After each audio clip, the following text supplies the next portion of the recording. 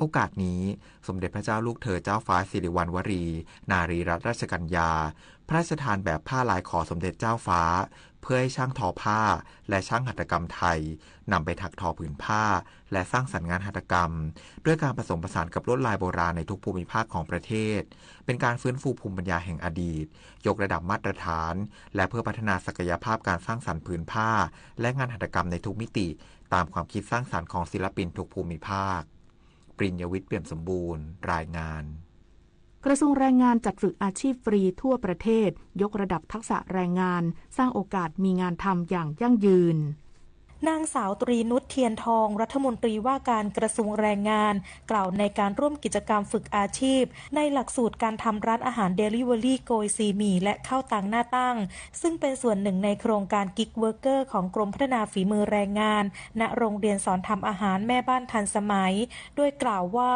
กิจกรรมดังกล่าวจัดขึ้นเพื่อเปิดโอกาสให้กลุ่มเปราะบางแรงงานนอกระบบผู้สูงอายุและผู้ได้รับผลกระทบจากสถานการณ์ต่างๆเพื่อให้ผู้เข้ารับการฝึกสามารถนำความรู้ไปใช้ประกอบอาชีพได้จริงพร้อมแนะแนวการบริหารจัดการต้นทุนการตั้งราคาสินค้าและการทำตลาดเพื่อเพิ่มช่องทางการจำหน่ายและสร้างรายได้อย่างต่อเนื่องสำหรับผู้ฝึกอบรมจะได้รับเบี้ยเลี้ยงระหว่างการฝึกวันละ120บาทเมื่อฝึกจบจะได้ชุดเครื่องมือทำมาหากินมูลค่า 4,000 บาทต่อคนสามารถประกอบอาชีพได้ทันที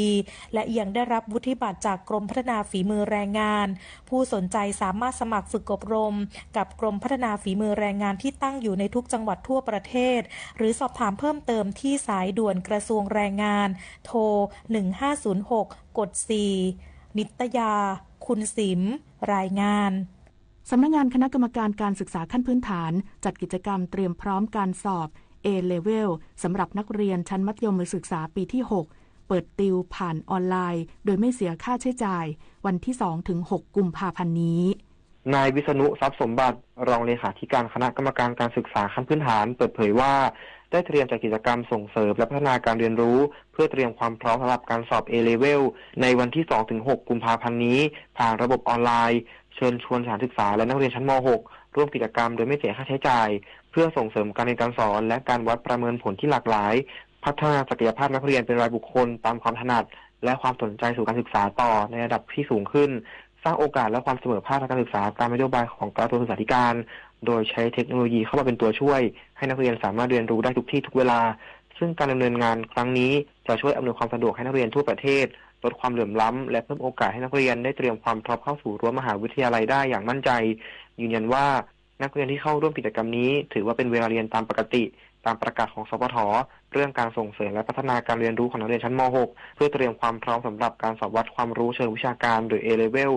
โดยติดตามชมได้ผ่านทาง OBEC Channel YouTube Facebook ตั้งแต่เวลา 9:00 น.ถึง 16:00 น.ปุริมพัฒน์สอนการรายงานจบข่าวจันทิมาเจษฎาจิตพัฒนา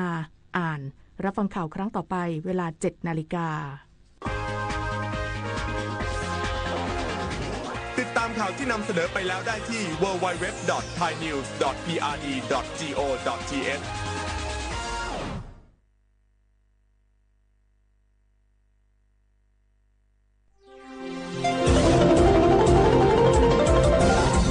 วิทยุแห่งประเทศไทย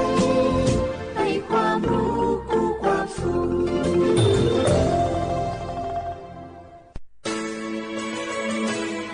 สถานีวิทยุกระจายเสียงแห่งประเทศไทยจังหวัดเชียงใหม่ AM 1476 กิโลเฮิรตซ์สถานีวิทยุภาคภาษาชาติพันธุ์แห่งเดียวในประเทศไทยที่มีความทันสมัยเชื่อถือได้สร้างอัตลักษณ์กลุ่มชาติพันธุ์สู่สากล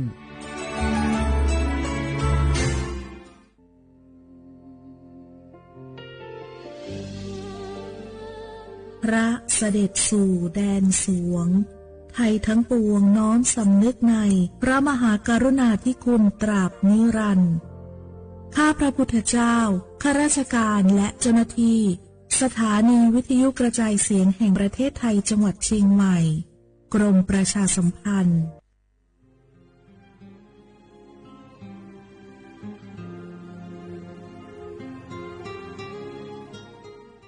This is a moment of profound grief for the Kingdom of Thailand. We, the collective voices of Radio Thailand Chiang Mai join the Thai nation in mourning the passing of our beloved Queen Martha, Her Majesty Queen Sirikit. Her life was a testament to the unwavering service, grace, and deep love for the Thai people. Our humble condolences and thoughts are with His Majesty the King, the royal family, and all the Thai people during this deeply sorrowful time. We will remember her forever.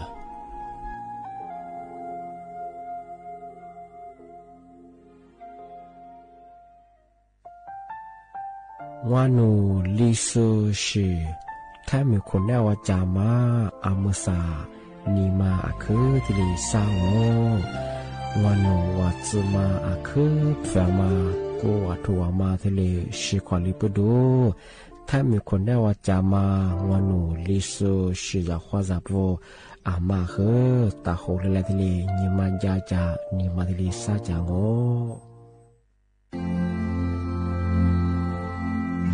รากฐานสังคมไทยตั้งแต่อดีตจนถึงปัจจุบันเคารพเทิดทูนสถาบันพระมหากษัตริย์เป็นศูนย์รวมจิตใจที่เหนียวแน่นของคนไทย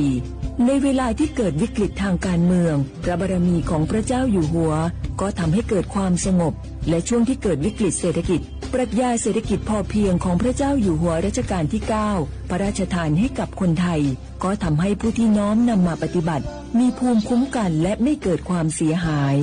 พระปฐมบรมราชโองการของพระเจ้าอยู่หัวรัชกาลที่ 10เราจะสืบสานรักษาและต่อยอดและครองแผ่นดินโดยธรรมเพื่อประโยชน์สุขแห่งอาณาราษฎรตลอดไปพระมหากษัตริย์ไทยทุกพระองค์ทรงห่วงใยราชเสมอสถาบันพระมหากษัตริย์ไทยศูนย์รวมใจไทยทั้งชาติ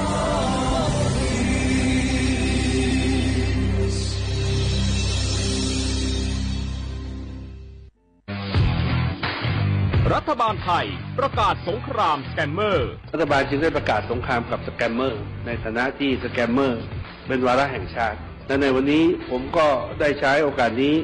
มารายงานความคืบหน้าและเน้นย้ำถึงสิ่งที่เราต้องร่วมกันทำต่อไปรัฐบาลได้จัดตั้งคณะกรรมการอำนวยการป้องกันและปราบปรามอาชญากรรมทางเทคโนโลยีขึ้นมาโดยมีผมเป็นประธานด้วยตนเองเพื่อให้ทุกหน่วยงานทำงานไปในทิศทางเดียวกันเราได้มีการลงนามบันทึกความเข้าใจระหว่าง 15 หน่วยงานหลักทั้งภาครัฐและภาคเอกชนตลอดจนสถาบันการเงินเพื่ออุดช่องโหว่ทางการเงินและตัดเส้นทางเงินของกระบวนการอาชญากรรมเหล่านี้ให้สิ้นซากรวมพลังคนไทยต้านภัยสแกมเมอร์นายอนุทินชาญวีรกูลนายกรัฐมนตรี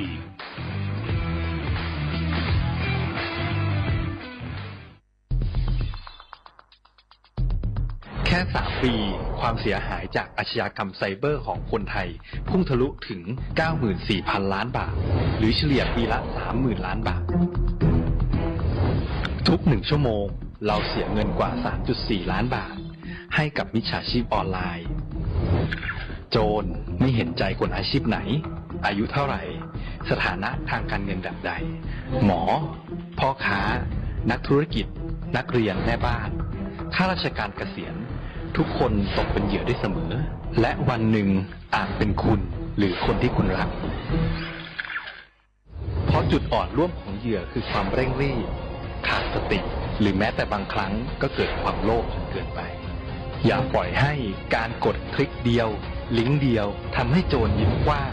วันนี้ถึงเวลาแล้วที่คนไทยทุกคนจะต้องร่วมมือกันสร้างภูมิคุ้มกันอาชญากรรมไซเบอร์ช่วยกันหยุดก่อนที่ภัยไซเบอร์จะทำให้คนที่คุณรักและตัวคุณเองกลายเป็นเหยื่อ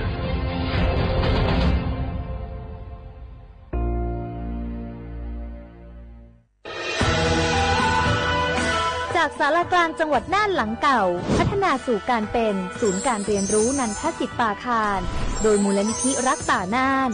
นับเป็นพระมหากรุณาธิคุณที่สมเด็จพระกนิษฐาธิราชเจ้ากรมสมเด็จพระเทพรัตนราชสุดาสยามบรมราชกุมารีได้พระราชทานนามนันทศิษย์ป่าคารอันหมายถึงอาคารแห่งความรู้ทุกแขนงของจังหวัดน่านภายในประกอบด้วยห้องนิทรรศการเฉลิมพระเกียรติรัชกาลที่ 9แสดงพระราชประวัติและพระราชกรณียกิจ ของพระผู้ทรงเป็นพลังแห่งแผ่นดินและต้นแบบของความเพียรรถพระที่นั่งอนุสรณ์แห่งการเสด็จเยี่ยมราษฎรในถิ่นทุรกันดารทั่วทุกภูมิภาคของไทยพิพิธภัณฑ์ศาลากลางจังหวัดน่านความทรงจำของอาคารหลังเก่าและการอนุรักษ์สิ่งสำคัญของเมืองน่านเทคโนโลยีกับมนุษย์จุดประกายความคิดสร้างสรรค์สู่การสร้างนวัตกรรมในอนาคตน่านซิมูเลชันแนวทางจัดการขยะที่ยั่งยืนเพื่อตระหนักถึงผลกระทบต่อสังคมเศรษฐกิจและสิ่งแวดล้อมห้องสมบัติน่านย้อนรอยสู่อดีตและความรุ่งเรืองของนครน่านผ่านเงินตราเครื่องเงินและผ้าทองเปิดให้เข้าชมฟรีไม่มีค่าใช้จ่ายตั้งแต่เวลา 9 นาฬิกาถึง 17 นาฬิกาหยุดทุกวันจันทร์และวันนักขัตฤกษ์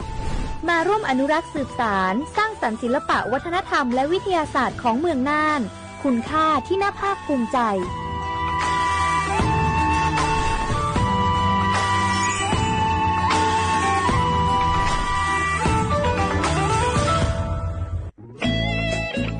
เสียงของท่านมีความหมายต่ออนาคตประเทศการเลือกตั้งคือโอกาสสำคัญที่ประชาชนจะได้ร่วมกำหนดทิศทางบ้านเมือง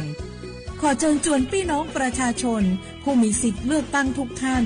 ออกไปใช้สิทธิ์เลือกตั้งปี 2569 เลือกคนดีเลือกผู้แทนที่ตั้งใจทำงานเพื่อประโยชน์ของประชาชนบดีปล่อยให้เสียงของท่านเงียบหายเพราะประชาธิปไตยเริ่มต้นที่การไปใช้สิทธิ์ร่วมกันไปเลือกตั้งอย่างพร้อมเพรียงกันวันอาทิตย์ที่ 8 กุมภาพันธ์ 2569 8 โมงเช้าถึง 5 โมงแลงใช้สิทธิ์ใช้เสียงเพื่ออนาคตของประเทศไทย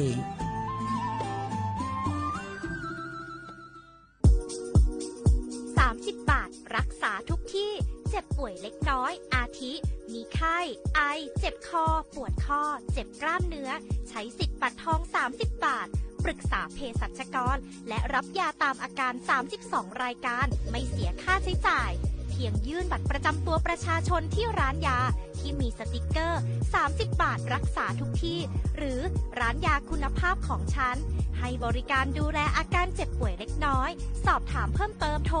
สายด่วนสปสช1330 24 ชั่วโมง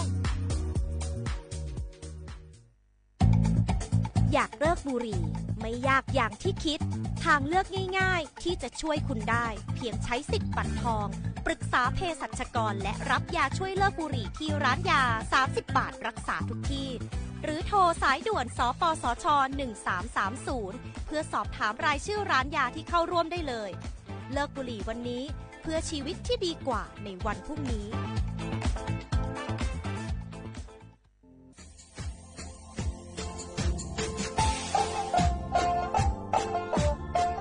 น่าถึงมาปีใหม่ซึ่งจีนชมังโงมันยาคณะรัฐมนตรีไงมีมติยากกว่าอยู่หัวระมองเมื่อเหือนยากุลาซือหาหนีซือกุยังไงยิ่งคงอยู่ตรงนี้โฉดซือฉีกว่ายาเบลมองเมื่อเหือแก้ไขปัญหาไงสถานะอาทิตย์เหือสัญชาติไงเอาถ้ามีคนเนี่ยว่าจะส่งไงอธิบายที่ยากกฎหมายถือว่าเบลมองเมื่อเหือไงมาตราที่17ไงแห่งพระราชบัญญัติคนเข้าเมืองไงพอสองงมันอยากให้คนอยากให้หนีตัวเนี่ยหนีซึหนีกวางกันเท่าโวถ้ามีคนเนี่ยว่าจุลาโซอาทิตย์เนี่ยคือมือซาจางโง่เป็นยังไงอาทิตย์เนี่ยโวมีทะเบียนประวัติเธอถูกต้องอยู่ไงอาทิตย์แบบโวสามารถยื่นขอสถานะไงคนต่างด้าวเข้าเมืองโดยชอบด้วยกฎหมายที่ดียินหน้าบุรุษไงอาทิตย์ทยากฎหมายถือว่าบรรดามันเป็นไงมาตราที่7ทวีไงแห่งพระราชบัญญัติไงสัญชาติยึดขวงงบไปเฮอพศยังไง2508ไงเอาถ้ามีคนได้ว่าเฮตาซุงโงไม่ยังไงอาทิตย์นี้เฮอาบามันก็จะเฮอามาไงเอาว่าอยู่ในทะเบียนประวัติบุคคลไงอาจจะแบบว่าไม่มีสถานะทางทะเบียนมันจะแบบว่าสามารถยื่นขอสัญชาติไทยที่กรุงเทพมหานครไงยื่นที่สำนักบริหารการทะเบียนกรมการปกครองไงอาทิตย์นี้เราส่วนต่างจังหวัดจะสุบแบบว่ายื่นต่อในอำเภอตานภูมิลำเนาไงปีขวานนแล้วก็จะแบบว่าอำเภอยี่ที่ยืดช่องไงยืดเวลางูไม่ยายาว่าเวลาใช้กันยาขนาดถี่เนี่ยขวานยี่หนักกว่านี้สิไงอันนี้แบบเฮนี่มีกับพวกขวานยี่ที่น่าเหี้ยโชฮาหนีซึกูยังไงยึดโขหนีตัวเหี้ยโฉดซื้อกูขอเสือทีดี日穷的么比么自己下我小块的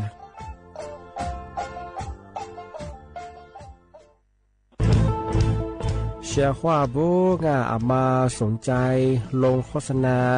ทาสถานีวิทยุกระจายเสียงแห่งประเทศไทยจังหวัดเชียงใหม่อาวสถานีวิทยุของมันยังยี่เสียคือเสืออาทิเยยี่สัญญาณก็คือหัวยาคือยิบเป้งเที่ยวพื้นที่จังหวัดเชียงใหม่ยังอาทิปัญญาอามาสนใจลงโฆษณาช่องของปัญญาติดต่อที่สวทเชียงใหม่ยิบเบอร์โทรปัญญาคือ053-276-0685อาทิเย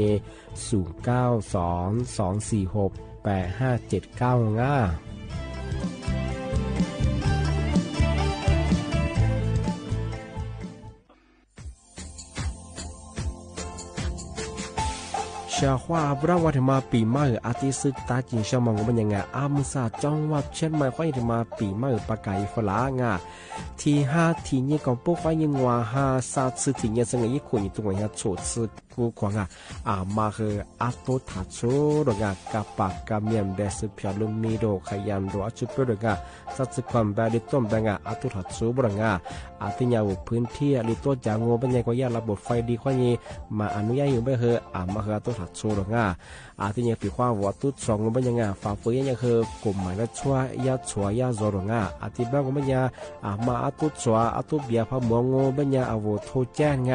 ศูนย์อำนวยการแก้ไขปัญหาหมอกควันอาทิตย์ยังคือฝุ่นละอองมาคือจังหวัดเชียงใหม่ยี่เบอร์โทรโง่เป็นยัง053อาทิตย์112808หรือมาโง่เป็นยังสำนักงานประชาสัมพันธ์จังหวัดเชียงใหม่ก็ดีปีมากทีเดียวประกาศฝรั่งอันนี้ประกาศมาก็แต่วันไรยินจอละฝรั่งง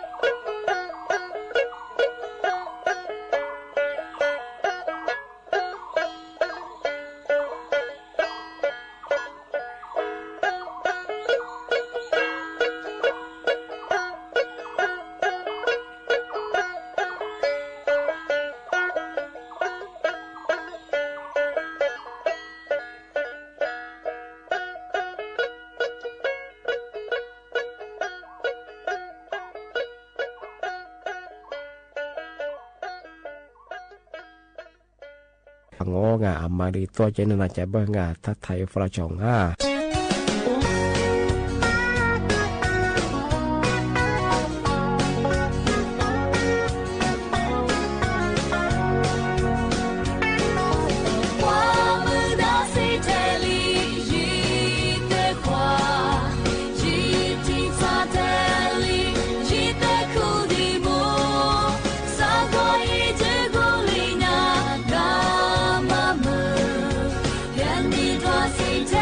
你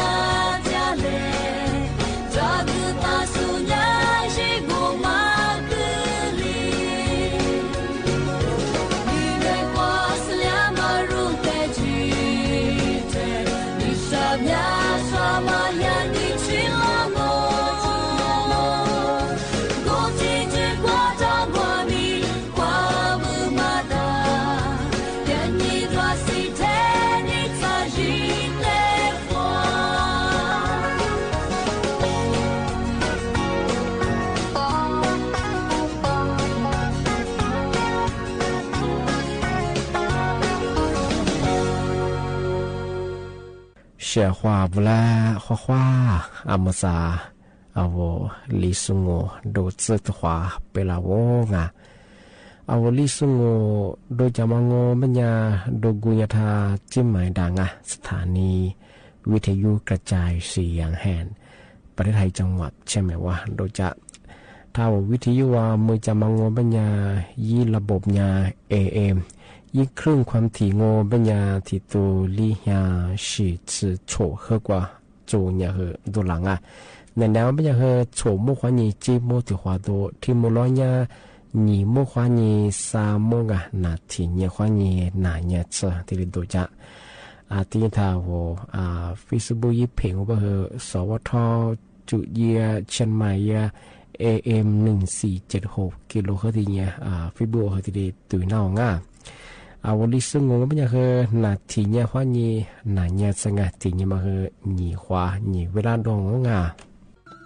เช้าว่าพระวันที่มาปีมาสุดที่เช้ามางงเป็นยังไงนี่ฮะเฮียยี่คุณยังต้องว่าสุดซื้อกูควงในแนวแปะเมื่อควายยังมือเกงว่ามูสังเอาแทบเหมือนสุดตะปูบางสัญชาติไทยจูสูว่าส่วนมาเฮงมาเฮยิ่งใช้สิทธิเลือกตั้งเย่บ่หงกูถึงยังมางงเป็นยังเอายี่บัตรมาแต่ยังเคยเลือกตั้งที่น้องแต่บ้าเลือกตั้งอยู่สมัยยังเคยถือว่ามันยังถูกเพียงซาเพียว่ายี่กูที่เพียงบางเฮยิ่งเฉียงเวทมองว่าปัญญาเลือกตั้งสองแบบเป็นเขตยามังนีมาถึงมาคือถูกเพียงมาคือสีชมพูเวทมองว่าปัญญาคือเลือกตั้งสแบบบัญชีรายชื่อสร้างมาถึงมังโง่ปัญญา20ชื่อสีเหลืองปัญญาคือบัตรออกเสียงประชามติมาคือกว่าเอาแก้รัฐธรรมนูญมาคือเยี่ยมมาคือมาคือที่กายยังที่ปัญญาที่มาคือมาคือที่ใช้สีเลือกตั้งเฉพาะที่นี่หาเหตุยังไงยิ่งคุยตรงนี้โฉดซื้อกูขอในแนวแปะมุ่งความยิ่งมือ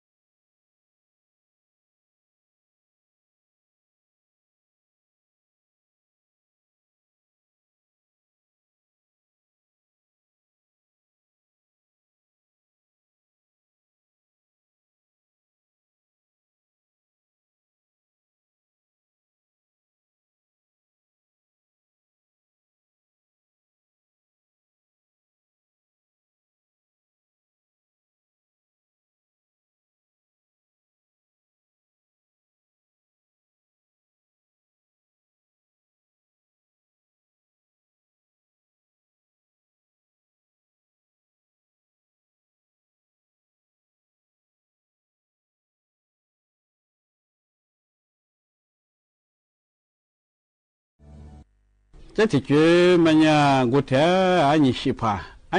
别么呀？也路嘛一扎，提你来俺你乌得来西，俺你乌得来西，俺你花西乌扎，提也，他妈啦伢嘛做苗别伢毛多富提了别，不一样哎，那天我别伢提下做嘛，做俺你别哇，阿罗啥可别啊？阿拉这啥苦吃你就个这边啊，人家我想你们多不啦？人家我想么许的哎，一会儿吃了别他妈行啊，谁别对人家人家别嘛别去没吃嘛过，那所以年面嘛洗个面嘛你们多帮啊，天天嘛洗个，我人家个天天嘛家嘿，阿拉这是我家我咯。阿拉这杂志嘛，啊，我以前嘛问哦，这个我以前嘛也最听面做事，每年说觉得了觉得了洗嘛，这边一做嘛，一苦做嘛哎，啊就把这呢，人家这来教去，这边一个没教，一个啊我也这个不，啊那个和蛤蟆了花药，别蛤蟆哎。我天天还连说和马做，还连马过，我天天我啥那个马色嘛，那错，那个一蛤蟆那里花也是，嘛蛤蟆也嘛花也是，一年这里止血也是，接着那个学更教育，那天我慢慢听说天天啦，一个阿里边的皮是，那出去做疲劳，你还来说别人喝沙帕别一样哎。这我把这几呗，我这个跳啊比啊，阿老师对嘛跳舞是跳舞是你啥腿写作吧？这里俺那学前次主要是这里啥腿鼓着你那叫咯。这边没跑别走，那我家别走，我没学干嘛去讲我，俺学没有这里讲我。一苗子养，还苗个养我别走。这边啊，这个人我和侬跟他改一些，别说，改一些呢改一，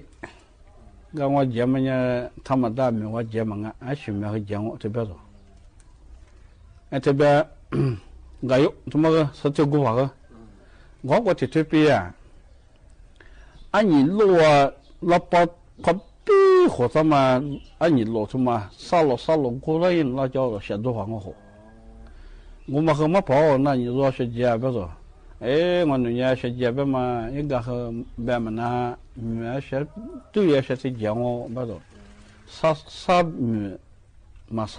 学姐做这讲我别说，你在我和个呀，那干呢别说，我一抢我别说，你老把头了嘛，现在老对了嘛，怎么和？这么别啊，我什么没话再活了嘛，挺执着些。这边个有，一撮便宜有。我这特别啊，阿米从毛毛车做嘛，阿米少做到，米的学过这个课我先写3年，不喝呗。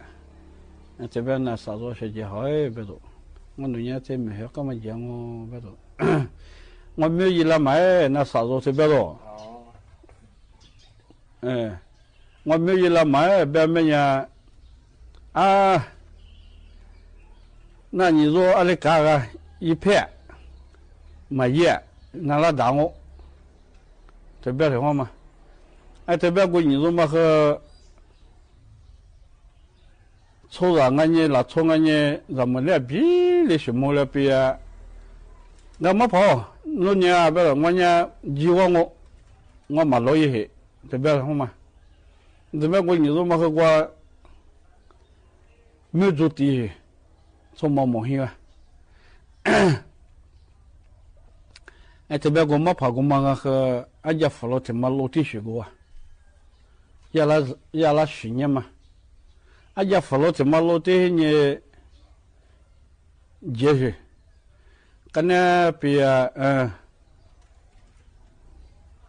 我一出牌这条路摸黑，这边这铁路毛病啊，这铁路嘛呢，伊拉啊没跑那些家，我女儿没学干嘛讲呢？这里边好嘛？这边这排骨你说嘛，阿拉干不干？别你的话，伊拉没理解。说过毛豆腐啊，别嘛俺是排骨铁路嘛，呢，阿拉别你嘛那的，我一没排铁路嘛啦，一没排骨嘛呢，我天嘛呢，就火烧排这里边。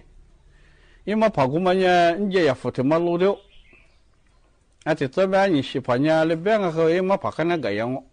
我得特别那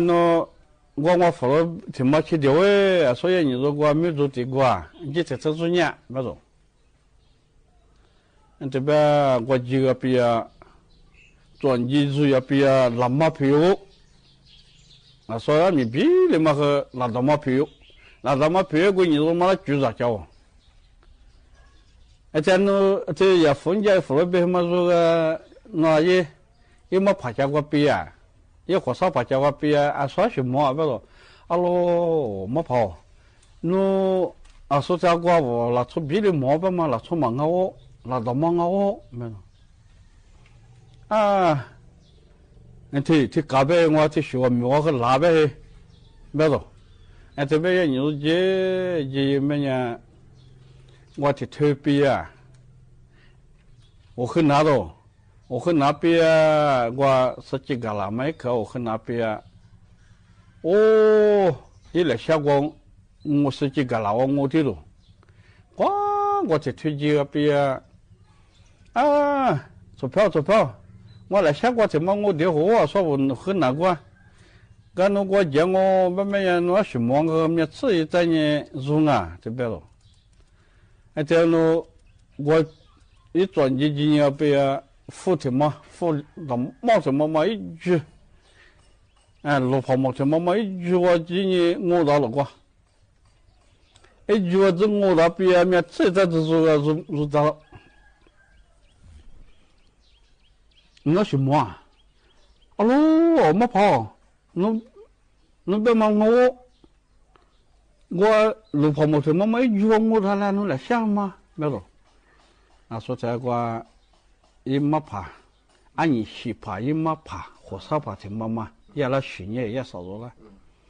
去年别个俺你那个那边是这个爬那些，俺你老个爬那些我慢慢也去年没来年个没做第二边，俺那一头我转接一做牌。俺你媳妇啦，这话转接扶了，比如这边老妈偏进去，还天天老妈忙啊，毛嘛也拿出毛去，跟那边拿出忙啊，老妈偏去，说这样火烧牌，也没跑到毛个嘛，也来去年嘛也去，这么样过年说嘛也去年去掉，说这样你媳妇这么样学和想啊和一跟那个样我，把你就上去。这边几个别个我都可怎么做过，那可是可做我边我说菜还得带做了，这我找我这杂边的话嘛也你了，找我这杂边，说啥你是怕那的说菜带吃一节做了，我找我这杂多边呢，这边个说菜，咱们一口啊。花谷子个嘛，该去年嘛，去年嘛特别大多吧。阿拉一年破嘛，你们知道？你这边一年里边说啥那个说吃过是忙啊，听那你了。阿拉花去的毛去抢嘛多，没跑那个我那几件嘛是穷啊嘛是吧？那我跟那个来讲嘛，那个嘛我那谷子。群鸟嘛，我和群鸟嘛说的，那我刚刚讲嘛，我忙呢，别说，那我嘛我这你搞来讲我呢，别说，跟那边一追嘛，一追无法嘛，花去我嘛那掉了嘿，这么火烧爬什么啦，火烧爬什么呢？一追了绕我边上嘛，一去年嘛过嘛对一年只是提早年6天和年6年火烧爬了绝，别好嘛俺。这面一追了个，你追过马拉马个你说，这花确实我弄我干个那家还，这边个走，你这边花啥话嘛？那我就我爱在呢，我就是这这来还得这些话，啊，我对人是唔到呢，我这别的要么是了，这边那我就跟那谁有了，这边一个。一个嘛做呢，都没得唔得啦个，这边了，今年我这家头，哦啊，这次和人家还没选节嘛忙啊，阿里学节嘛忙啊，一说咱们一句咱们呢，火烧法我今年的我讲我白的话嘛，这么，今年我家头，3年2年我比啊。那火烧法和这里边的，我当我一当我怎么欺负那种呢？当我怎么这样学这辜负那种，这当我乖我头呢，得起伊了，就这个嘿，这边头那边呢就这边呢火烧法边大家伙了耶。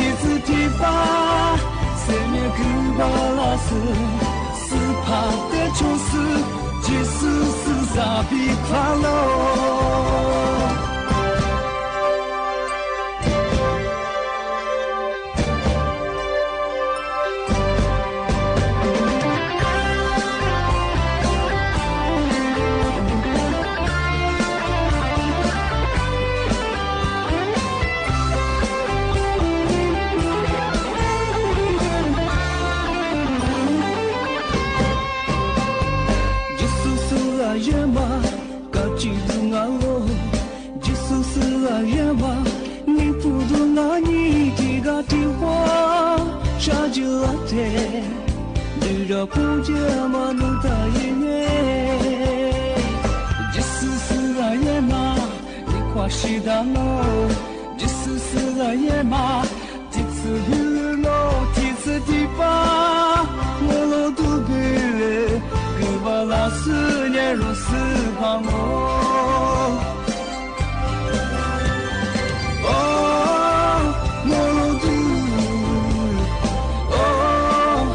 斯旁内瓜里头，几次地巴，三年给巴拉斯。是怕得出事，即使是傻逼发了。哦，我路的，哦，是怕没挂里头，第次提拔，三年个巴拉斯，是怕得出事，即使是傻逼发了。是怕得出事。只是在离开了。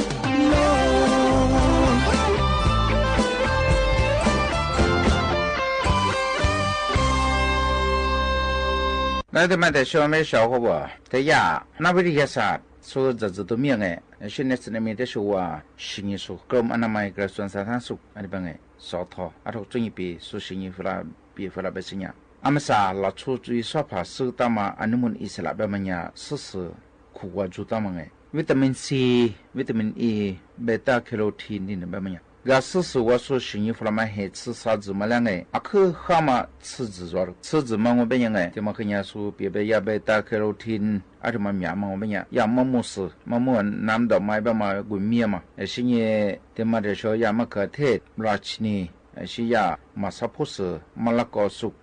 新年个嘛是贵开别嘛，是呀么么1 gram。ไอ้เป็นไงมุมสื่อสิยามะปรางหวานแต่มันยาบริสุทธิ์ก็ลิบาก็บริสุทธิ์สิยาแคนตาลูปเนื้อเหลืองแคนตาลูปอีสุงไอ้สิยามะยงชิดสิยามะม่วงเขียวสวยสุกมะม่วงก็เขียวสวยไอ้แบบมันไงอีเมียมาไอ้สิว่าทัศน์สับปะรดภูเก็ตถ้าจะมาสื่อกุนถือแบบมันยาอีสีจวงสีเหลืองสิยสีเหลืองเข้มไอ้ที่แบบไงอีสุไอ้ที่จวงอากูมาเป็นอย่างที่ยาอีดุงอีฉาแค่เบต้าแคโรทีนแบบมาเมียอะไรมาเมียมาอย่างที่ยาแก้วมังกรมะขามเทศมังคุดนี่จีสาลีนี่เด้อเดี๋ยวที่ซื้อมา我เป็นอย่าง小伙我说别不是呀一下面แต่มาแต่说和说别不是ไงที่ยามะกาสสาลีไอ้ที่เด้อ我เป็นอย่างอีสมาจุมา和新年他妈的小白，我呀干了事。新年他妈的说我呀白，马吉斯马坎特，是呀我龙莲呀路帕，是呀 strawberry，是他妈是呀ส้มโอขาวแตงกวาตรงไง是呀พุทราแอปเปิ้ล真的。ที่มันไม่ยัง小伙我说别不行，哈都是的啊，安尼办个，俺们上一班我呀维他命 E， 说和古没黑的，俺们啥维他命 E 呀可苗嘛，我们呀吃着。维他命 E 苗嘛个，ที่ยาอันนี้มาสุ是呀马吉斯马坎特，是呀มะม่วงเขียวสวยอีจื是呀มะเขือเทศราชินี是呀มะม่วงเขียวสวยสุกอันที่มา是呀มะม่วงน้ำดอกไม้สุกอันที่ดึกเนี่ยที่มาว่า是呀แก้วมังกร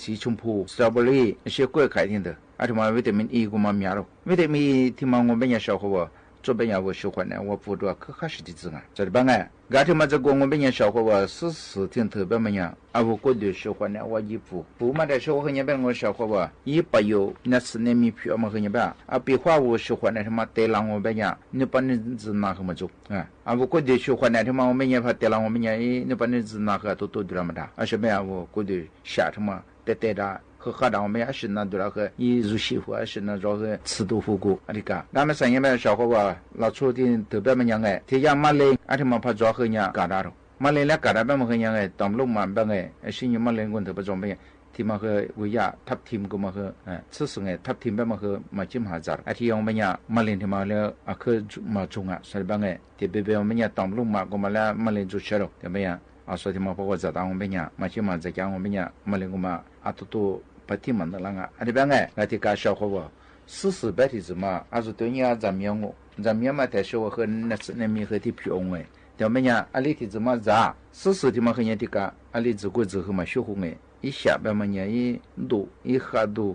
啊我这个个呢啊历史的哈那么呢啊我说呢不都那么个呢嘛学过对么呢我怎么看么呢啊我是找过是我这个啊对我么呢底下边的嘛过吧底下嘛我的什么找过啊里底下嘛一度这边呢一度这边有过嘛的皮有过嘛或者40边没提来对么个也他妈的下对啊面吃这边面吃下天个啊我的过边呀面吃这我怎么了哎啊我的怎么看你们小伙呢和看啊说啊这边个小伙我这么个10年啊小伙我和拿来比他半年吧这个拿来比个我们呢怎么可呗2年怎么嘛可没和只花这边和么啊这我别里这边和么啊个看你那么了我们也看你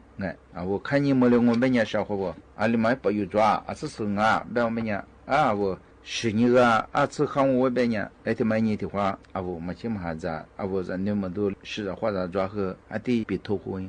别么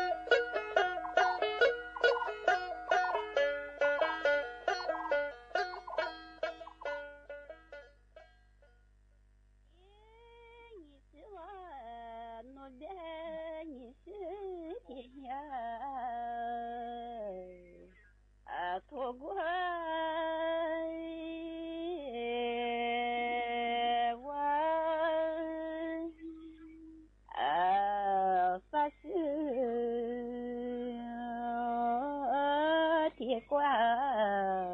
铁瓜哇，我谢谢你生，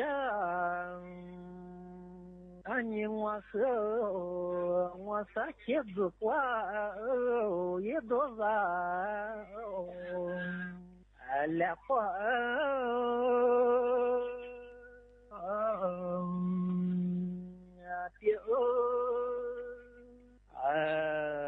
发光也难忘来觉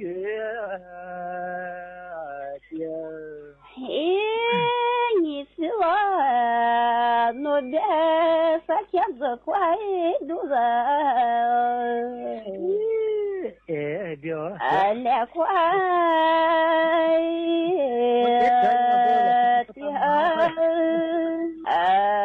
也快都是来个的谢谢你们你我和子瓜也来个